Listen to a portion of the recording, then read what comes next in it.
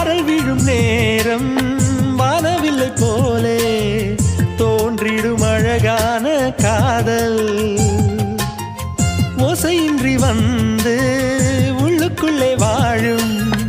இளமையின் சங்கீதம் காதல் ரயிலின் ஓசை இங்கே சுகநாத ஸ்வரங்களாக இதயம் இரண்டும் இணைந்து ஓடுமா அழகு பாதம் பார்த்து அவன் சுப்பிரபாதம் பாட சினுங்கும் கொலு